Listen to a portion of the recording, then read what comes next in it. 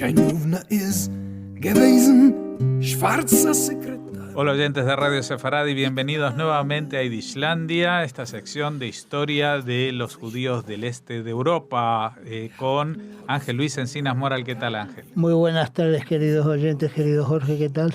Muy bien. Bueno, en la última entrega, hace 2 semanas, estamos hablando de un personaje bastante siniestro de alguna manera, a pesar de ser judío, que era Eitin Gon, que digamos que trabajó a las órdenes de Stalin, bastante cercano en procesos bastante oscuros, ¿no?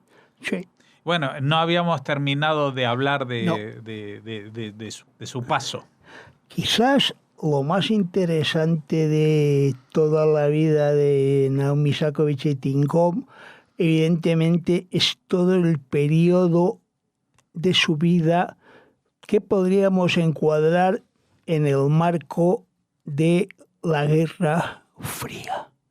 A partir del año 45 habíamos dejado a Eitin Gon entrando en el departamento C del NKVD, que se encargó nada más y nada menos que durante un largo periodo de 4 años de robar toda la información que había encima de la mesa del célebre físico Oppenheimer en la base secreta norteamericana de Alamogordo, donde se estaba construyendo la bomba atómica.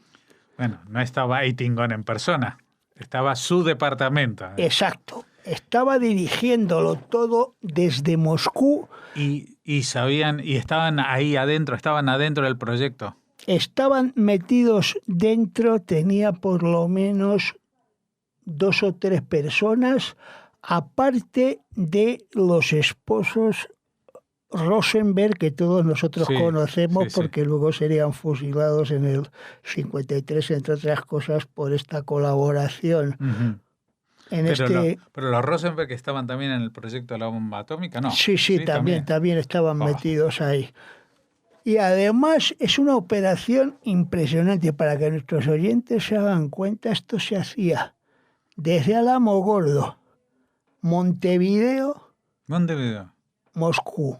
En Montevideo estaba de jefa del NKVD de toda América Norte, Centro y Sur, nuestra conocida África de las Heras, que había sido la que había iniciado, bajo las órdenes de Eitin Gon, todo el proceso que condujo definitivamente al asesinato de Trotsky por Ramón Mercader. Uh-huh. Es una chica de armas tomar, era. Sí, ella era tremenda. África, incluso ya que estamos hablando de ella, llegó a montar al final de su vida, en el año 72, durante una visita a Israel, una red del NKVD, del KGB ya, que cayó justamente 2 o 3 meses antes de la guerra del Yom Kippur. O sea que ya estaba montándola en Israel también. Sí, era una mujer bastante, con iniciativa. Bastante trabajadora, con una gran iniciativa, y como reconoció otro gran agente del NKVD y del KGB, Yevgeny Primakov, primer ministro de la URSS, pues en la historia del espionaje soviético, le dedicó 15 páginas y la reconoció como la mejor espía soviética de todos los tiempos. Uh-huh. Sin embargo, la URSS de los años 40, a pesar de estos éxitos en el terreno de la inteligencia... Perdón, todo esto se desarrollaba mientras todavía seguía la guerra, porque estaba, o sea, la guerra no se acaba hasta que las bombas de Hiroshima explotan. Y Nagasaki, sí, exacto. Pero todo esto ya se estaba... Ya en el año 44 se estaban mirando los calzoncillos unos a los otros. Sí, ya estaban todos investigando, sobre todo al final de la guerra en Europa, en mayo del 45, que, como nuestros lectores saben, americanos y soviéticos se reparten todos los científicos e investigadores alemanes que habían trabajado para Hitler con los proyectos de la V1, V2, V3 y V4, ya menos conocidas por nuestros oyentes. Es decir, se inicia una carrera de espionaje por parte de los rusos muy interesante, que conduciría a que la Unión Soviética tuviese ya la bomba atómica a finales del 48 y la probasen sobre población civil en la región de Samara en el año 49. En serio. O sea que ellos, las pruebas estas que se hacen, que hicieron famoso al atolón bikini, que después se convirtió en una prenda de vestir, y que todavía la gente dice, uy, pobres los habitantes de esa isla que se quedaron sin la isla, pero los rusos la probaron sobre gente. La probaron cerca de poblaciones habitadas, no directamente en las poblaciones habitadas, pero sí que podríamos decir en una periferia cercana. Y les llegó la onda expansiva. Que vamos, no sé si les llegó la onda expansiva, pero las consecuencias la radioactividad, sí, de la radiación, evidentemente, al cabo de los años, se hicieron patentes en las construcciones y en las personas de la zona. ¿En qué zona era? ¿En Siberia? La zona de Samara, Kuibysev, en el Volga medio, para que te hagas una idea. Pero eso es en plena Rusia, en el medio. Eso es en plena Rusia. O sea que tampoco se fueron a tirarla a una esquinita de Siberia o en No. Podían haberlo tirado como luego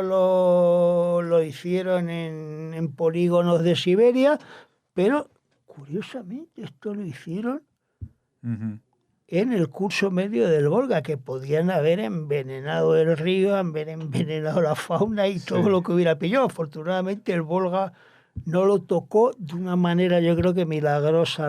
Pues Stalin cada día se me parece más a Putin con este tipo de decisiones tan bestiales. Era una cosa tremenda, vamos, la falta de sensación y de valor de la vida humana en la época, porque eso en realidad yo creo que es la esencia del stalinismo, ¿no?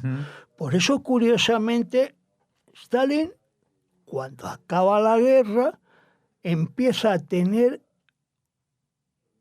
una fobia a los judíos extraordinaria y comienza la campaña en la URSS de las purgas y todo de las purgas, pero de judíos. Es decir, acaba no solamente con el comité antifascista judío, sino que también con los médicos, de rebote, los médicos, los poetas, los artistas. Y, curiosamente, chingón, en el año 51 cae como consecuencia de la purga contra la conspiración sionista en el seno del Ministerio de Seguridad del Estado en el año 51. ¿Te imagínate? ¿Qué situación? Pero además una purga que va afectando a figuras incluso como Zinchusin, a la mujer de Molotov, que estuvo 5 años en un campo de concentración por haber hablado con Golda Meir, ¿te acuerdas? Claro, pero digo yo, no era que... O sea, a veces tengo la sensación de que Stalin reaccionó así porque se rebotó, porque cuando él estuvo ayudando a la creación del Estado de Israel, especialmente con el canciller Gromyko, que presionó en Naciones Unidas para la creación, él se pensaba que Israel iba a entrar en su esfera directamente, ¿no? Que se iba a convertir en un Estado satélite. Y yo creo que se rebotó con que si viniera un país socialista, pues iba a su bola. Claro, el problema de Stalin es que desconocía lo que en realidad era el movimiento sionista, socialista, que a pesar de hacer cuestiones de tipo marxista, colectivista, como los kibbutz, etcétera, pero evidentemente no era el socialismo. No era el dogmático, el comunismo ruso. Y sectario, claro, del comunismo ruso.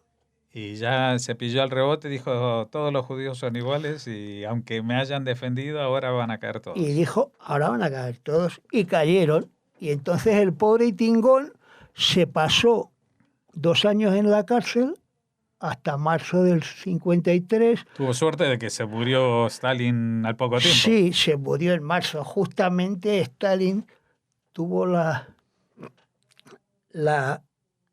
precisión de morirse el día de Purim del año 53. Ah, Con lo cual la comunidad judía no solamente hizo una fiesta en Rusia, en casas, sino también en Estados Unidos, donde se llegó a ofrecer en los restaurantes, hay fotos muy buenas en el archivo del Yivo, de restaurantes judíos norteamericanos ofreciendo borscht gratis a la gente de la colectividad judía con motivo de este acontecimiento. de que había muerto Stalin. Sin embargo, la vida de Itingón no duró mucho en libertad, porque evidentemente dentro del aparato de Estado soviético había una lucha inmensa por el poder, y en esa lucha precisamente pues cayó en agosto del año 53 Itingón como miembro de la banda de Lavrenti Beria, que había sido el jefe del NKVD y del KGB, pues desde el año 38 hasta la muerte del propio Stalin. Como consecuencia de esto, Itingón fue encarcelado 12 años en la cárcel de Vladimir, que en aquella época evidentemente era una prisión para la nomenclatura local y para los dirigentes del partido y de la seguridad de alto nivel. Los demás iban evidentemente al Gulag. Uh-huh. De allí salió en el año 64. O sea que con Stalin estuvo 12 años nada más, pero después de Stalin sí que se comió una buena cárcel. Se comió 12 años de cárcel. Uh-huh. Y salió, yo creo, porque cayó Nikita Khrushchev, y cuando Brezhnev fue nombrado secretario general del Partido Comunista ya de la Unión Soviética, pues lo liberó, porque Brezhnev también había hecho la carrera a la chita callando, a la sombra de Khrushchev, pero también de Stalin. Uh-huh. Y pues el régimen de Brezhnev no era la represión stalinista tan dura, pero sí también fue un régimen bastante represivo desde el año 64 hasta la muerte del propio Brezhnev en el 82.